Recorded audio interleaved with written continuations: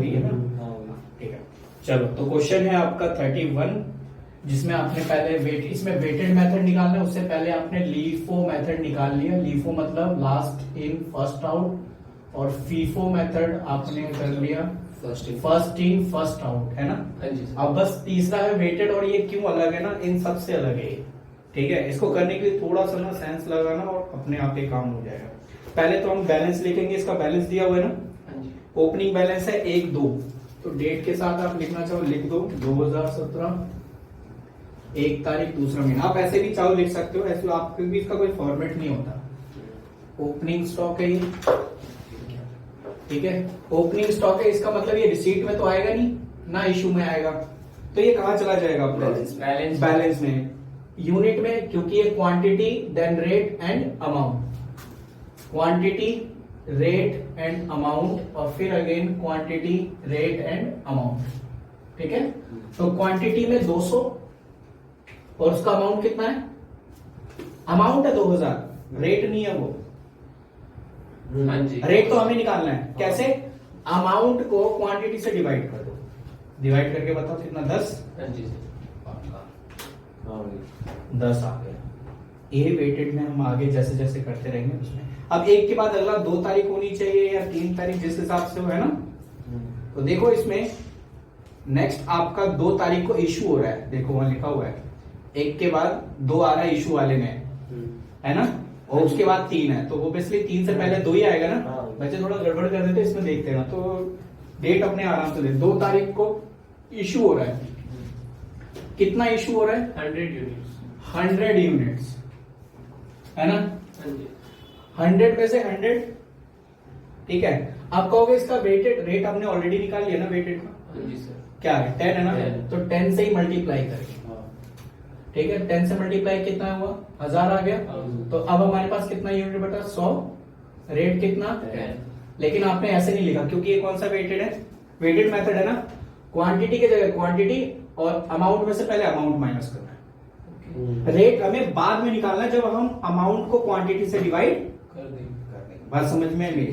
तो जैसे क्वांटिटी में से 200 में से 100 मैंने यहाँ निकाल दिया, और उसका मैंने फिर रेट तो ऑलरेडी, क्योंकि यहाँ पे तो रेट चाहिए होता है ना, रेट मैंने 10 निकाल के मल्टीप्लाई कर दिया, 1000 हो गया।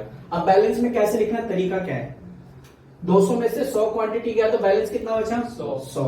2000 में से 1000 अमाउंट चला गया तो कितना अमाउंट बचा, 1000। और ऑब्वियसली करेंगे तो 10 ही आएगा, जब तक कोई नया, जब तक परचेज नहीं होगा ना, तब तक यही रेट चलता रहेगा, ठीक है। ये आपका आ गया बैलेंस। पहले बताओ इतना क्लियर है कि नहीं। अब 2 के बाद क्या है, 3 तारीख। 3 तारीख को देखना जरा क्या हो रहा है, 3 तारीख को रिसीप्ट हो रहा है, कितना यूनिट, 300 यूनिट, है ना, 300 यूनिट है, 300 यूनिट कितने के रेट से, एट द रेट ऑफ 12। तो बताइए कितना हो जाएगा, जरा कैलकुलेशन करके बताइए मेरे को। 12 की 3600, 3600। इशू तो नहीं हुआ ना, इशू में कुछ नहीं लिखा। अब देखो यहाँ पे बैलेंस लिखने का तरीका, क्योंकि वही वाली बात है ना, बैलेंस कैसे लिखे, लीफो फीफो में अलग अलग लिखते थे, 100 लिखते थे, 10 के रेट से 1000 हो गया, और दूसरा वाला आया वो उसके नीचे लिखते थे। यहाँ ऐसा नहीं है, इसीलिए मैंने इसकी वीडियो बनाई है, वजह इसकी है क्या, क्वांटिटी में क्वांटिटी को जोड़ दो, कितना हो गया 400। कैसे, 100 पहले का था क्वांटिटी, 300 खरीदा, कितना हो गया 400। अमाउंट में अमाउंट को जोड़ दो, 1000 में प्लस 46। और फिर रेट निकाल दो, तो 4600 को डिवाइड करो 4 से, कितना आ जाएगा 11.5। 11.5। आपकी सोच थोड़ी सी अलग हो सकती है, कहीं ना कहीं कैलकुलेशन कर लेना। तो अगर नेक्स्ट, अगर 3 के बाद अगला डेट कौन सा है, 4 तारीख को इशू हो रहा है, तो 4 तारीख को अगर ये इशू हो रहा है, कितना इशू हो रहा है, 200 यूनिट। यूनिट में से यूनिट को निकाल दो, रेट कौन सा वाला लेंगे, 11.5। अमाउंट बताओ कितना आएगा, इसका हाफ ही होगा, 2300।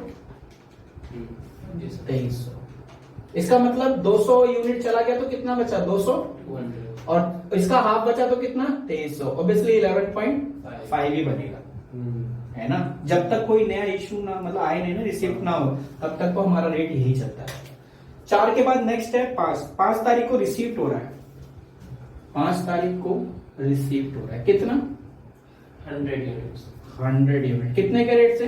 16 पर यूनिट। कितना हो जाएगा? 1600। अब मैंने क्या कहा, टोटल में कैसे लिखना है? क्वांटिटी में क्वांटिटी जोड़ ऐड कर 200 था, 100 जोड़ देंगे, कितना हो जाएगा? 300। 300। 1600 में 2300 जोड़ा, कितना हो गया? 1600 प्लस 2300 3900। और इसको 300 से डिवाइड कर दो, 13। अब रेट चेंज हो गया। यानी अगर इसके बाद अगर इशू होता है तो हम कौन सा वाला रेट लेंगे? 30। बात समझ में? यानी हम अलग अलग जैसे जैसे होगा रेट, देखो वेटेड में अलग अलग चेंज हो रहा है ना, और हम वेटेड इसी के हिसाब से करते हैं। तो इसका मतलब वेटेड का हमने क्या फॉर्मूला सीखा? वेटेड का हमने फॉर्मूला सीखा। अगर वेटेड फॉर्मूला निकालना कैसे, अमाउंट को रखेंगे ऊपर, क्वांटिटी को नहीं रखेंगे नीचे, तो हमारा रेट ऑलरेडी आ जाएगा जिस रेट पे हमें इशू करना है। ठीक है, क्योंकि लीफो वीफो थोड़ी है कि जो फर्स्ट वाला है उसको निकाल दो या लास्ट वाला आया है उसको निकाल दो, ये वेटेड है और वेटेड का तरीका ऐसे ही। नेक्स्ट 5 के बाद क्या है? 6 नहीं है, 7 है ना? ओके, लेकिन नीचे देखो 6 को लिखा हुआ है, 6 नीचे लिखा हुआ है, 10 यूनिट शॉर्टेज है, इसका मतलब इशू है 2, इशू है 10 यूनिट का, तो 10 13 के रेट से कितना हो गया? 130। अब इसका आ गया 290 और 3900 में से 130 माइनस करना, कितना आएगा? सही से माइनस करना क्योंकि आप ही के भरोसे में।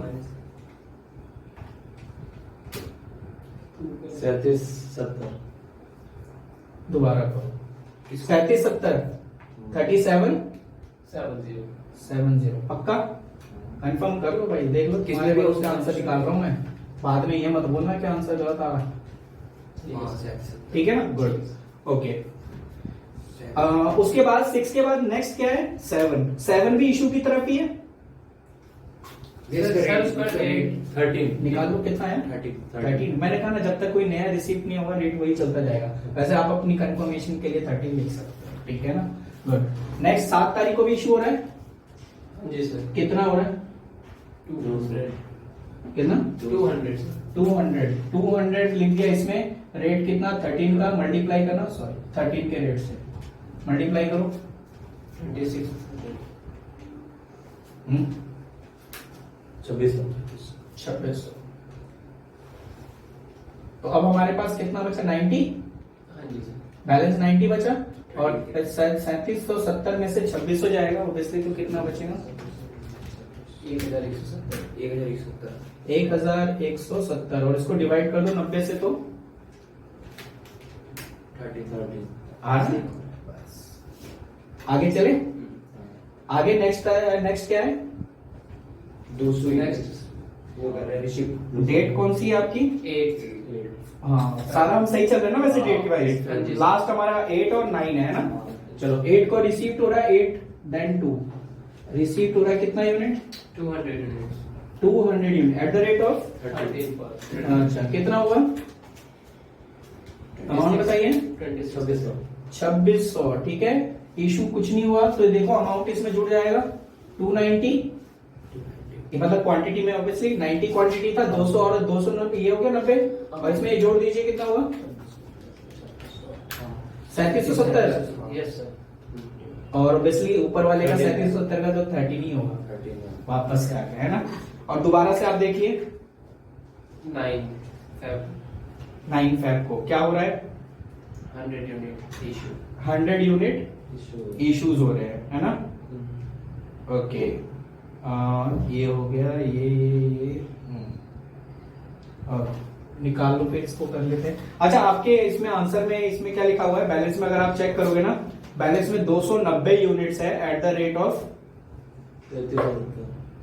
पक्का 13। 13 के रेट से। ये यहां पर इन्होंने आंसर दे रखा है, यानी इन्होंने 9 तारीख की वाली एंट्री करना वो भूल गए, जिसकी वजह से वो चीज हो रही है।